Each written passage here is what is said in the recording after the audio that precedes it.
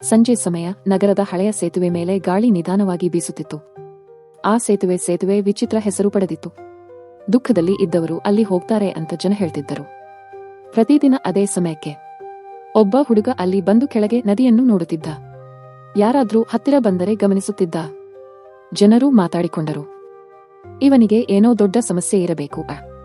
ಒಂದು ದಿನ ಜಿಗೀತಾನೆ ಅನಿಸುತ್ತೆಗೆ. ಪೊಲೀಸರು ಕೂಡ ಅವನ ಮೇಲೆ ಕಣ್ಣಿಟ್ಟರು. ಒಂದು ಸಂಜೆ ಮಧ್ಯವಯಸ್ಕ ವ್ಯಕ್ತಿ ಅಳುತ್ತಾ ಸೇತುವೆ ಕಡೆ ಬಂದ. ಅವನ ಹೆಜ್ಜೆ ನಿಧಾನ, ಮುಖದಲ್ಲಿ ನಿರಾಶೆ. ಅವನು ಸೇತುವೆ ಮೇಲೆ ಹತ್ತಿದ.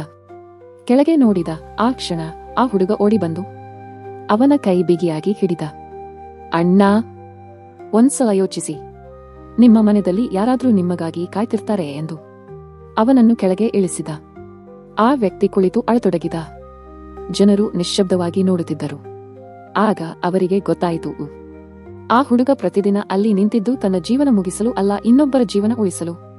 ಕೆಲವರು ಸೇತುವೆ ಮೇಲೆ ನಿಂತಿರ್ತಾರೆ ತಮ್ಮ ಬದುಕು ಮುಗಿಸಲು, ಕೆಲವರು ನಿಂತಿರ್ತಾರೆ ಇನ್ನೊಬ್ಬರ ಬದುಕು ಉಳಿಸಲು.